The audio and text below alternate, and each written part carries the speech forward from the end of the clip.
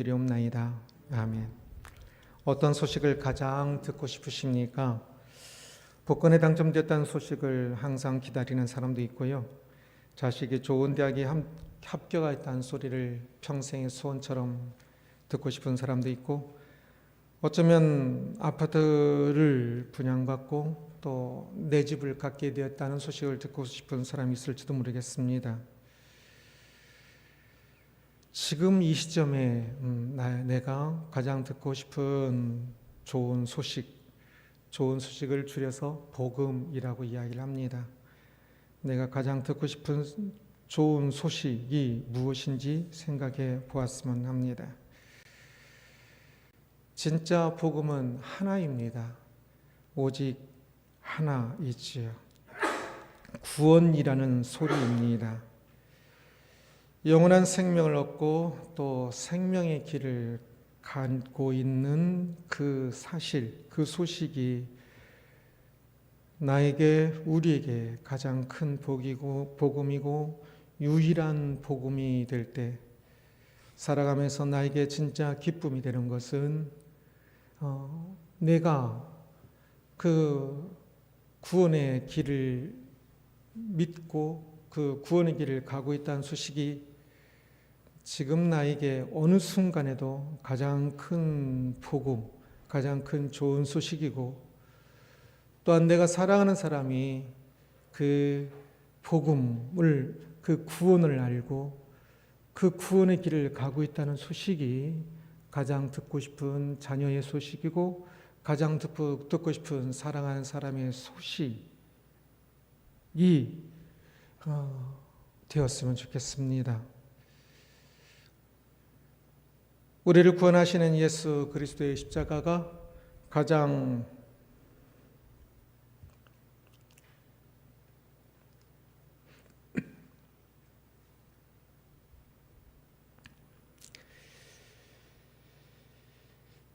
가슴 벅찬 소식이며, 우리가 부활한다는 사실이 뛸 듯이 기쁜 소식이 되기를 저와 우리 모두가 간절히 소원했으면 합니다. 여전히 믿음을 가지고 있으면서도 여전히 부활이라는 사실이 저 멀리 있는 것이 아니라, 사도행전을 지금 계속 보고 있는데 바울이 그 부활을 전하기 위하여 자기의 생명을 바쳐 변론해야 할 순간에도 변론보다는 부활을 전하기 위해 모든 힘을 다하고 있듯이, 그것은 부활이 그에게 참으로 뛸 듯이 깊은 영원한 기쁜 가장 중요한 소식, 복음이었기 때문에 다른 사람들에게도 그것을 전하기 위하여 모든 것을 다하고 있었지요. 바로 그가 부활을 가슴에 품은 그 마음의 크기로, 아니 어쩌면 더 큰 크기로 우리에게 부활이 다가오기를, 부활이 뛸 듯이 깊은 복음의 소식이 되기를,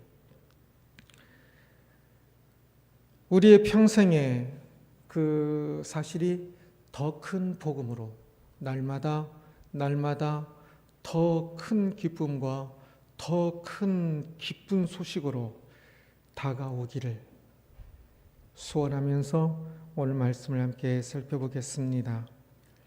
오늘 본문은 바울이 로마로 이송되는 과정 중에 중간에 폭풍을 만난 이야기입니다. 폭풍을 만나 고생하고 절망하지요.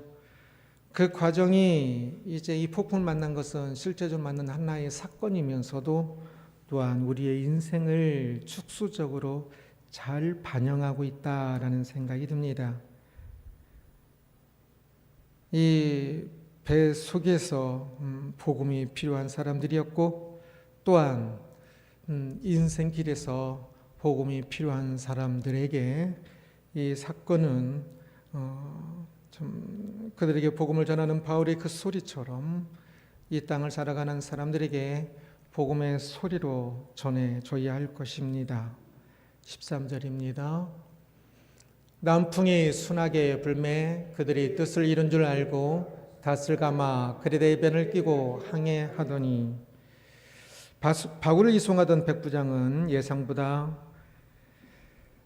시간이 날짜가 많이 늦어져서 이제 로마로 계속 가던 길을 멈추고 겨울을 보낼 항구를 찾게 되지요. 현재 정박해 있는 그레데의 미항이에서 그 겨울을 보내는 것이 더 좋다라고 바울이 말을 했지만, 그러나 서쪽으로 100km만 가면 있는 그레데 서쪽 지역의 베닉스 항으로 가고자 하였습니다. 마침 남풍이 순하게 불매라고 이야기합니다. 남풍이 불고 순한 바람이어서 이 당시는 모터로 가는 것이 아니라 전부 도소로 가는 배였지요. 그래서 바람이 가장 중요합니다. 남풍이 순하게 불어서 그것을 잘 사용하면 그 100km의 길을 하루 이내에 갈 수 있을 것입니다. 그래서 출발하였습니다. 인생이 그렇지요. 내가 원하는 대로 잘 될 때가 있습니다. 뜻대로 되고 행복하지요. 푸른 하늘 아래에서 기분 좋게 항해를 하는 그 시간이 행복했던 것처럼 그렇게 다양한 행복한 순간들이 인생에는 있습니다. 14절입니다. 얼마 안 되어 섬 가운데로부터 유라굴로라는 광풍이 크게 일어나니. 그런데 얼마 안 돼요. 하루길이라고 했죠. 바람이 조금 좋으면. 그런데 그 하루도 지나지 못한 거지요. 몇 시간 지난 겁니다. 얼마 안 돼요. 유라굴로라는 광풍이 크게 일어나니라고 이야기합니다. 해안을 따라 조심스럽게 가고 있던 그 배에 갑자기 강한 폭풍 바람이 불었습니다. 유라굴로라는 뜻은 북동풍, 북쪽 그리고 동쪽이란 뜻이어서 북동풍이라는 뜻을 가진 폭풍입니다. 그런데 단순한 바람이 아니라 폭풍으로서 시계 방향으로 회전하면서 거대한 소용돌이를 일으키는 강한 바람이었습니다. 우리가 폭풍을 보통 태풍이라고 말을 하는데, 사실 태풍은 극동 지역, 이 북태평양 지역, 이 지역에 일어나는 폭풍을 태풍이라고 부르고요. 대서양 쪽, 저 미국 쪽의 대서양 쪽 폭풍은 태풍이라 안 부르고 허리케인이라고 부릅니다. 그리고 인도양 쪽은 사이클론이라고 부르고요. 지역에 그 폭풍의 특성이 있어서 그 특성 따라 이름이 다 다릅니다. 이 지중해에 있는 폭풍, 우리는 태풍이지요. 이 지중해에 일어나는 폭풍은 유라굴로라는 이름을 가지고 있었습니다. 바람이 이 유라굴로라는 폭풍은 그래서 바람만 나오지만 실제로 많은 비도 동반했을 것입니다. 우리의 태풍이 세찬 바람과 비가 동반되는 것처럼요. 이 바람이 해안을 따라 서쪽으로 가던 이 배를 남서쪽으로 밀어냈습니다. 북동풍이란 것은 북동쪽에서 불어오는 바람이란 뜻입니다. 그래서 북동쪽에서 불어오니까 이 배는 지금 서쪽으로 가야 돼요. 그런데 이 북동쪽에서 바람이 불으면서 한 45도 서남 45도 방향 정도로 해서, 때로는 북풍이 더 가면 남쪽으로 해서 이 섬하고 더 멀어지게 되는 겁니다. 15절입니다. 배가 밀려 바람을 맞춰 갈 수 없어 가는 대로 두고 쫓겨가다가 바람이 순한 바람일 때는 그 바람을 이용해서 가는데, 폭풍일 때는, 특히 이렇게 휘몰아치는 폭풍일 때는 바람을 이용할 수가 없지요. 그래서 바람을 맞춰 갈 수 없어, 이 말은 바람을 뚫고 갈 수 없어, 바람 쪽으로 갈 수 없어 라고 번역할 수 있습니다. 그래서 북서쪽으로 바람이 부니까 이 배는 서쪽으로 가야 하잖아요. 근데 이 바람이 남쪽으로 해서 밀어내니까 이 섬 쪽으로 올라갈 수 없다라는 뜻입니다. 바람을 맞춰 갈 수 없어 가는 대로 두고 쫓겨가니라. 바람 부는 대로 어쩔 수 없이 밀려갔다라는 뜻입니다. 16절입니다. 가우다라는 작은 섬 아래로 지나 간신히 거루를 잡아. 가우다는 그레데 섬에서 남쪽으로 37km 떨어진 섬입니다. 원래 해안을 따라 가야 하는데 남쪽으로 밀려서 이 가우다라는 섬까지 온 겁니다. 그것도 금세 40km를 와버립니다. 너무 많이 떨어졌게 된 거지요. 그런데 그래도 이 섬이기 때문에 이 섬으로 인해서 바람을 조금 막아줘서 바람이 조금 약간 소강 상태가 된 것 같습니다. 그래서 거루를 잡았다라고 간신히 거루를 잡았다 표현을 합니다.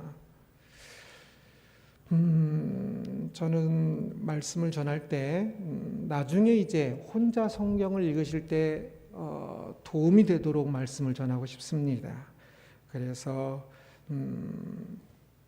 이 단어나 문장 설명들을 할 때가 좀 더 많이 있을 건데 그때 조금 잘 익혀서 나중에 또 성경을 볼 때 그 의미를 알면서 읽었으면 좋겠습니다. 이 거루를 잡았다라는 것은 거루는 노를 저어가는 작은 배를 말합니다. 거룻배라고 보통 말을 하지요. 그래서 구명정 같은 작은 배를 의미합니다.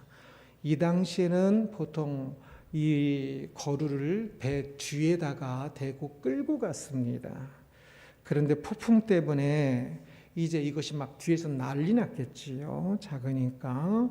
그래서 그냥 간신히 그렇게 오다가 이 가우다라는 섬에 가까이 이르렀을 때 그 거루를 끌어서 배 위에 올린 것을 말합니다.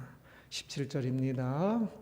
끌어올리고 줄을 가지고 선체를 둘러 감고 스르드스에 걸릴까 두려워하여 연장을 내리고 그냥 쫓겨가더니 작은 구명정을 배 위로 끌어올려서 이제 선체와 함께 묶어 그 구명정도 보호하고 그리고 그 선체도 조금 더 단단해지게 보호하기 위해서 그렇게 묶은 겁니다. 스르디스에 걸릴까 두려워하여 연장을 내리고 라고 이야기하는데 이 스르디스는 지중해 남쪽에 해당하는 북아메리카의 연안의 모래톱 지역을 의미합니다. 바람에 밀려 남쪽으로 가다 보면 어느새 그 스르디스에 걸려서 모래톱에 걸려서 꼼짝달싹 그곳은 마의 삼각지대와 비슷해서 그곳에 걸리면 배들이 이제 난파됩니다. 그곳에서 난파될까 봐 두려웠다라고 이야기합니다. 그것만은 막아야 하겠지요. 연장을 내리고 그냥 쫓겨가더니라고 이야기합니다. 이 연장은 아마 돛을 다는 나무를 의미할 겁니다. 배의 방향을 바꾸고 움직이는 것은 전부 돛입니다.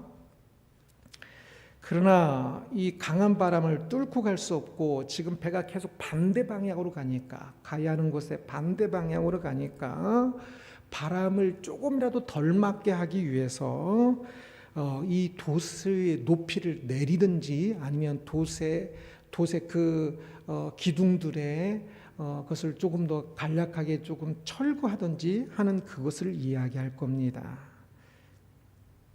그것을 돛을 최대한 낮추고 최대한 줄여서 그 기둥마저도 줄여서 배가 조금이라도 바람을 덜 타게 만들기 위한 것입니다. 최대한 속도를 늦추는 거지요. 아직도 스르디스가 본래는 꽤 멀리 떨어져 있습니다. 그런데도 불구하고 바람으로 인해서 금방 갈 수 있으니까 배 속도를 최대한 늦추고 그 스르디스에까지는 가지 않기를 소망하는 수밖에 없었던 것입니다. 그런데 이제 그곳에 가기는 싫지만, 그러나 이 폭풍이니까 이것을 피할 길이 없어 이제 최대한 늦추기는 하지만 바람이 부는 대로 또 그냥 밀려서 그쪽으로 가고 있는 상태입니다. 비바람이 너무 강했기 때문에 그렇지요. 18절입니다. 우리가 풍랑으로 심히 애쓰다가 이튿날 사공들이 짐을 바다에 풀어버리고, 풍랑으로 심히 애썼다 이야기합니다. 말이 그냥 풍랑으로 심히 애썼다를 이야기하지만 얼마나 고생을 했겠습니까? 거센 폭풍, 비바람이 몰아치는 곳에서 컴컴한 온 하늘이 그 어둠컴컴한 그곳에서 참으로 고생하고 있는 건데, 무엇보다 아마 배에 물이 계속 찼을 겁니다. 비와 풍랑으로 인해서. 그러면 물을 퍼내는 것이 제일 급선무였겠죠. 그래서 계속 물을 퍼냈을 겁니다. 이튿날 사공들이 짐을 바다에 풀어버리고 라고 이야기합니다. 배에 들어닥치는 이 물의 양을 조금이라도 줄이기 위해서 배의 무게를 조금 더 가볍게 해야 할 필요를 느꼈고, 그래서 배에 있는 짐을 버렸다는 표현입니다. 19절입니다. 사흘째 되는 날에 배의 기구를 그들의 손으로 내버리니라. 배의 무게를 조금 가볍게 해서 물이 차는 것을 조금은 막았지만, 그래도 또 계속적으로 물이 차서 손으로 퍼내는 것이 한계에 이르자 배의 기구들, 꼭 필요하죠, 기구들은. 그러나 그 기구들마저 이제 버렸다라고 이야기합니다. 사흘째 되는 날이라고 이야기하지요. 사흘 동안 계속 그렇게 지금 엄청 고생하고 있는 겁니다. 결국 어떻게 될까요? 20절입니다. 여러 날 동안 해도 별도 보이지 아니하고 큰 풍랑이 그대로 있음에 구원의 여망마저 없어졌더라. 여러 날 동안 계속 진행됐습니다. 그래서 해도 별도 보이지 않고, 해와 별이 보이지 않으면 어떨까요? 방향을 상실합니다. 배는 해를 보고 별을 보고 방향을 정하는데, 해와 별도 보이지 않으니 이 배가 지금 어디로 가고 있는지도 모르고, 이 폭풍은 남서쪽으로 부니까 필이 저 지중해 그 북아프리카의 그 사르디스라는 그 모래톱에 이제 걸리는 것만 남았구나 라고 생각한 거지요. 그래서 큰 풍랑이 계속 지속되자 어쩌면 배에서 물 푸는 것조차도 이제 더 이상 푸는 것조차도 참 의미 없어 보일 정도로 굉장히 낙심을 하게 된 것 같습니다. 그래서 이제 구원의 여망마저 없어졌더라. 자그마한 희망. 이 폭풍이 좀 그치면 우리는 그래도 살 수 있어. 아직은 살 수 있어라고 생각했던 그 작은 여망마저 없어졌더라라고 이야기합니다. 그들은 더 이상 소망이 없다고 생각하였습니다. 절망하였습니다. 요즘은 태풍에 이름을 붙이지요. 우리 지역에 이 지역의 유라굴루도 그때 일어나는 유라굴루마다 이름을 붙일 법도 한데요. 바울의 배를 쳤던 그 유라굴루는 이름을 뭐라고 붙일까요? 폭풍과 싸우고 있는 이 모습을 성경은 너무 자세히 설명하고 있지요. 어쩌면 제가 설명하고 있는 것을 놓친 분들도 있을지도 모르겠습니다. 그러나 성경이 자세히 말하고 있으니 우리는 또 그것을 잘 따라가야 해서 그 성경을 다음에 읽더라도 이해할 수 있도록 조금 더 설명을 했습니다. 또한 이 폭풍과 싸우고 있는 이 모습을 보면 그 당시 그때의 사건일 뿐만 아니라 마치 우리들의 인생을 보는 것 같아 조금 더 자세히 보았으면 하는 생각이 들었습니다. 좋은 날이 있는 것 같았으나 어느새 폭풍이 나를 맞이했지요. 수십억의 좋은 집에 살았지만 어느 날 돈이 사라지고 하루 벌어 사는 형편이 되는 어떤 연예인의 이야기를 보았습니다. 그러나 그 사람만이 아니라 수없이 많은 사람들이 그렇습니다. 우리 주변에 많습니다. 나이를 먹으면서 어느 날 갑자기 폭풍이 불어 갑자기 모든 것을 잃어버리는 것이지요. 진짜 그전까지는 멀쩡했고 떵떵거렸지만, 또한 모든 사람은 나이를 먹으면서 하나하나 버려야만 합니다. 그것을 누구도 거스를 수가 없습니다. 복토스를 맞고 영양제를 먹으면서 조금은 늦출 수는 있을 것 같아요. 열심히 운동을 해서 죽음을 조금은 늦출 수 있을 것 같지만, 그러나 그래도 어찌 죽음을 막을 수가 있겠습니까? 결국 스트레스라는 그 모래톱에 걸려 죽어야 했던 그들의 운명처럼 모든 인생은 사실 그 죽음이라는 곳을 향하여 가고 있지요. 바람의 속도를 조금은 늦출 수는 있었어도 바람 부는 대로 밀려갈 수밖에 없었던 것처럼 오늘날 많은 사람들이 바람에 밀려 죽음이라는 곳에 가고 있는 모습을 봅니다. 모래톱을 두려워하듯이 죽음을 두려워하면서 사는 사람들을 봅니다. 죽음에서 벗어날 희망은 아무것도 전혀 없지요. 세상에 어떤 사람이 죽음에서 벗어났습니까? 구원의 희망이 없어 모든 사람이 이제 다 죽었구나라고 생각하고 있을 때 바울이 나섰습니다. 21절입니다. 여러 사람이 오래 먹지 못하였음에 바울이 가운데 서서 말하되 여러분이여 내 말을 듣고 그르데에서 떠나지 아니하여 이 타격과 손상을 면하였다면 좋을 뻔하였느니라. 바울이 서서 말합니다. 하나님의 말씀을 전하는 것이지요. 내 말을 듣고 그르데에서 떠나지 아니하여 이 타격과 손상을 면하지 않았다면 좋을 뻔했는데 라고 이야기합니다. 이것은 과거를 비난하기 위해서 하는 말이 아닙니다. 과거를 한탄하며 슬퍼하며 저에게 목사님 하면서 이야기하는 사람들이 종종 있습니다. 지금은 교회 안 다니지만 과거에 교회를 다녀본 사람들이 그 중에는 꽤 많습니다. 옛날에 하나님 말씀을 들었을 때 그것을 따라 살았다면 지금처럼 인생에 커다란 구멍이 생기지 않았을 텐데, 옛날에 들었어야 했는데 듣지 않아서 엄청난 구멍이 생기고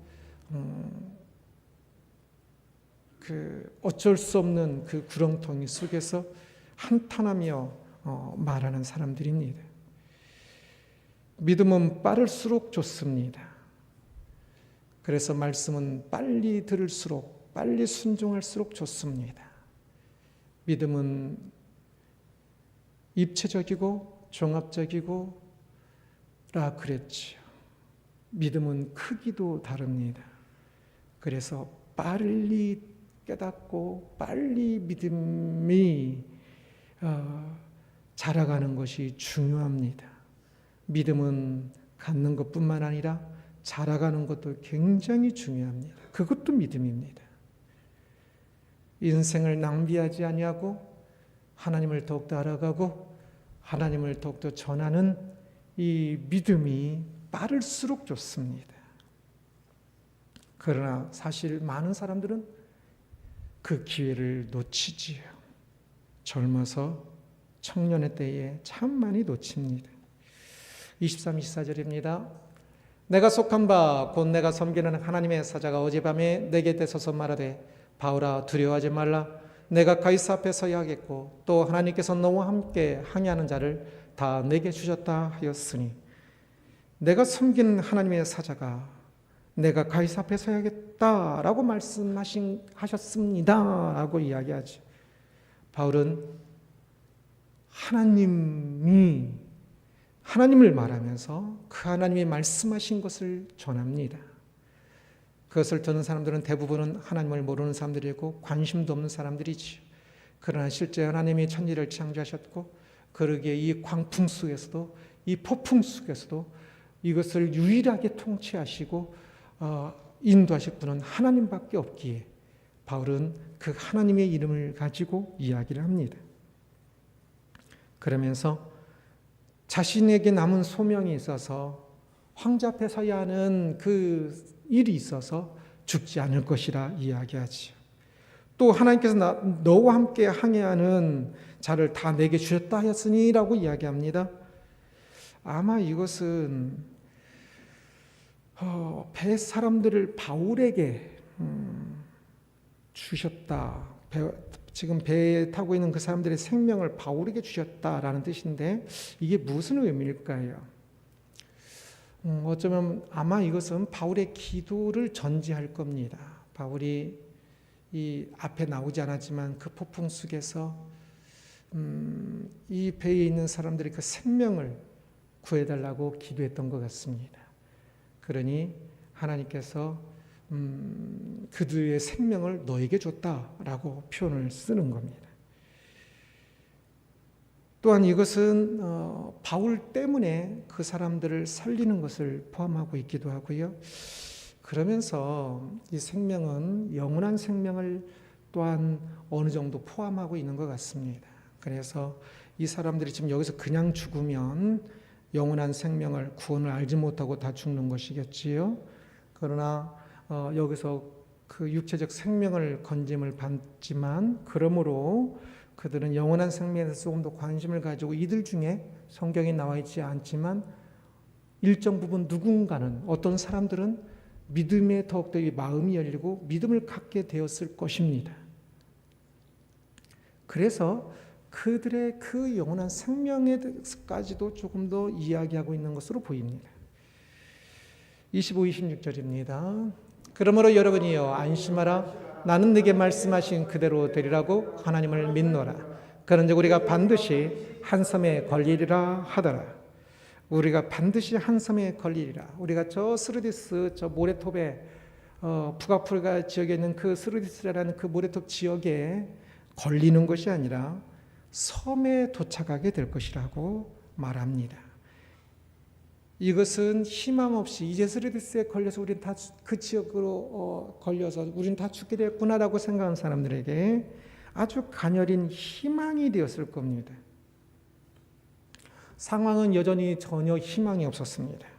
세찬 비바람이 불고 있었겠죠. 바울이 말하고 있는 그 순간 어쩌면 하나님께서 그 말하는 것을 사람들이 더 잘 들을 수 있도록 마이크 있는 것이 아니니까 바람의 세기를 좀 줄여주셨을까요?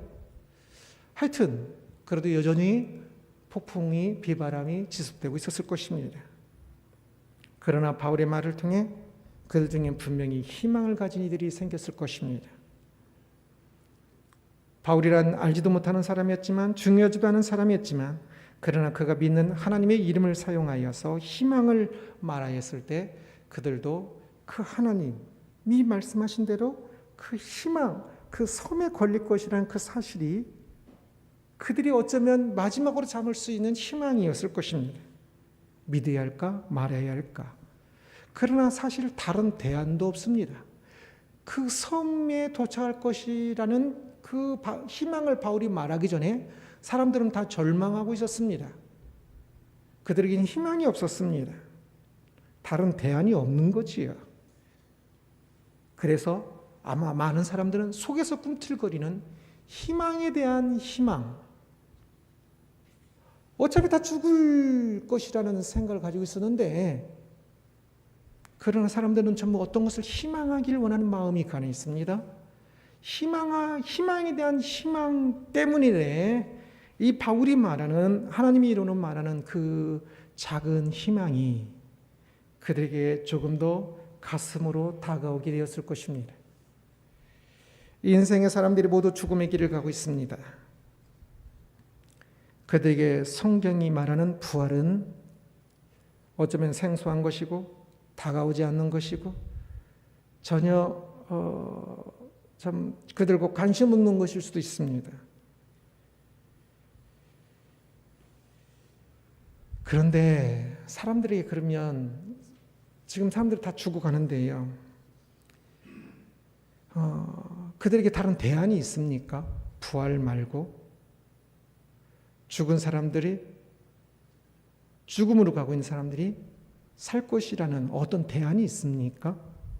사실 이 배가 폭풍으로 스르디스 해안으로 가고 있는 것처럼 오늘날 인생은 전부 대안이 없습니다.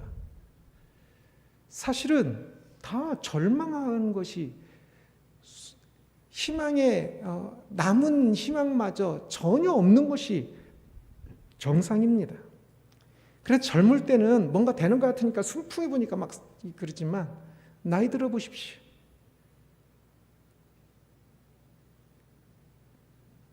병원에서 중환자실에 이제 누워 있어 보십시오. 그곳에서 다른 대안이 있겠습니까?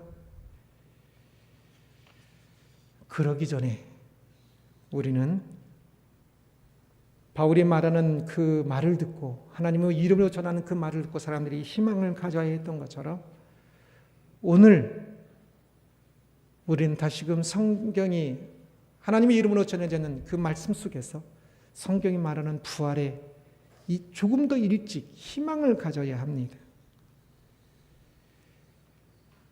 부활과 천국에 대한 희망 외에 죽음에 대한 다른 희망의 소식을 들어본 적이 있습니까? 아무것도 없습니다. 그렇다면 바로 이 부활에 의해서 천국에 대해서 희망을 나에게는 아직 먼 것처럼 볼지 몰라요. 어떤 사람에게는. 그러나 그것에 대해서 조금 더 실제적으로 저는 성도님들이 어려움을 겪는 것이 저는 좋은 일이라고 생각합니다. 이상하게 들을지 모르겠지만 어려움을 겪어서 부활이 영원한 생명이 믿음이 실제가 되기를 소원합니다. 막연히 부활, 막연히 믿음이 아니라 막연히 구원이 아니라 진짜 폭풍 속에서 지금 이 배를 타고 있는 이 폭풍 속에서 죽어가던 사람들이 죽음이 눈앞에 있는 그 바로 눈앞에 있는 상황에서 이들이 작은 희망의 소식을 듣고 그것에 반응하듯이 오늘날 우리들이 이 죽음의 순간이 언제 올지 모릅니다. 진짜 순간입니다.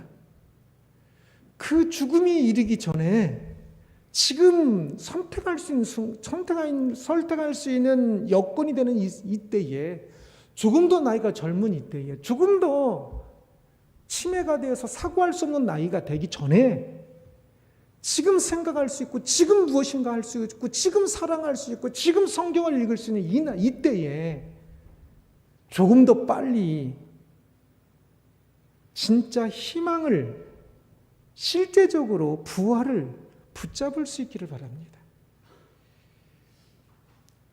배에 타고 있는 276명의 사람들이 갑자기 폭풍을 만난 것은 사실 하나님께서 그들에게 주신 특별한 기회였습니다.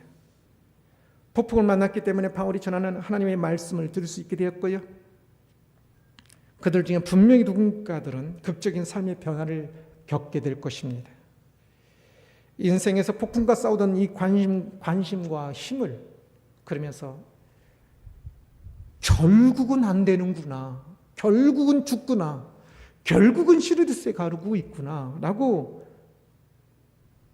포기하게 돼버리는, 절망하게 돼버리는 그 인생에서 이제는 폭풍과 싸우는 것이 아니라 폭풍으로 죽음? 그 별거 아니에요. 사실 영원한 죽음이 진짜 문제죠.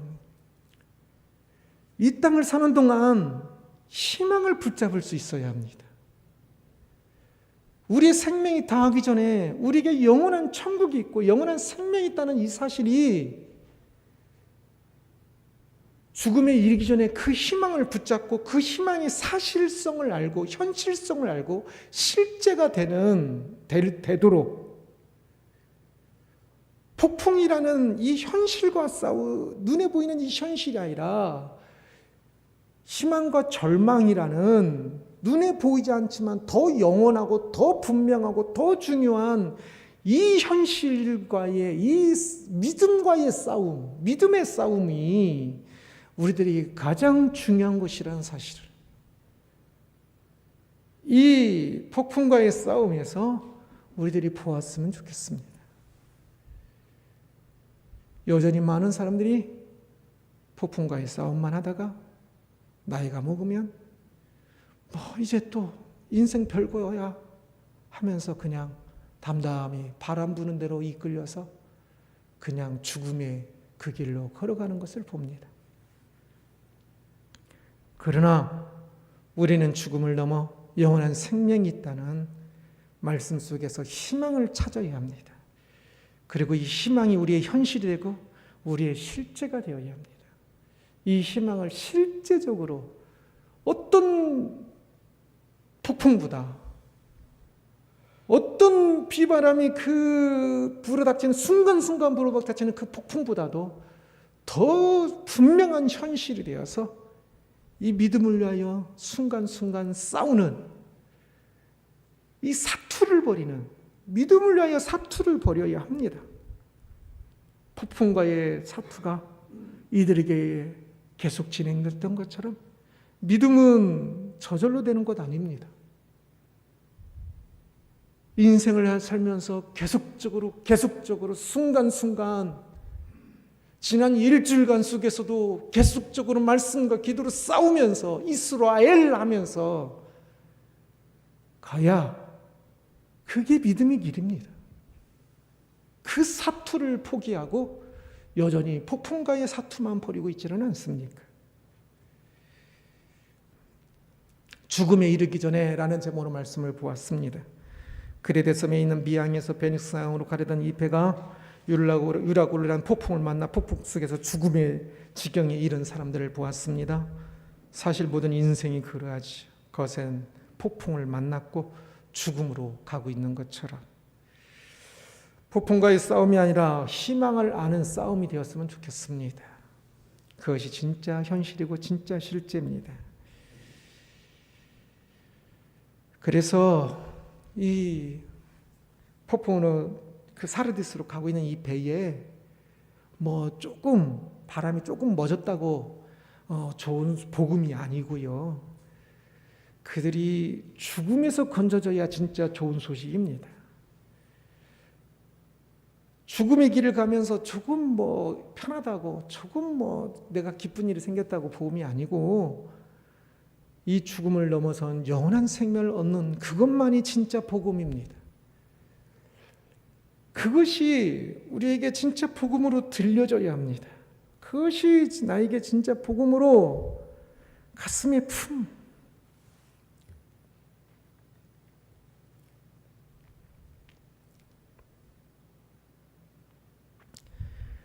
품어져야 합니다.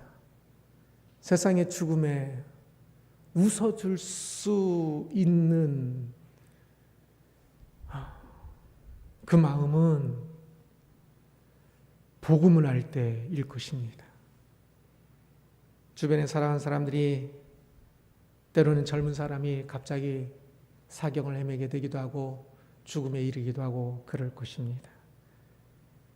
어쩌면 그 위험을 지나갔을 수도 있을 것입니다. 그러나 그래서 안도하십니까? 사랑하는 부모님은 이번에 위험을 건넜지만 다음에는 이 죽음을 건넌 것이 아닙니다. 사랑하는 자녀도 그리고 나 자신도 죽음을 건넌 것이 아닙니다. 오직 믿음만이 죽음을 건너겠지. 죽음을 넘어 영원한 생명으로. 그러기에 세상에서 일어나는 이런저런 아픔의 일들, 고통의 일들, 질병의 일들, 그 폭풍과의 싸움만 하다가 죽음에 이르지 말고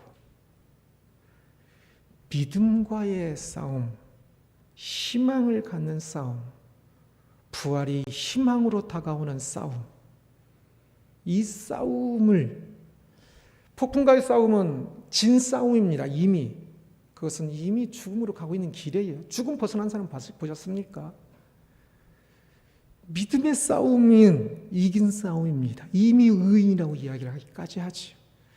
이 믿음의 싸움을, 그러나 믿음 없이 그냥 막연히 믿음이 아니라 진짜 믿음으로, 참된 믿음으로, 그러기 위해 더욱더 풍성한 믿음으로 갈 수 있도록 이 믿음의 싸움을 하는 우리들이 되기를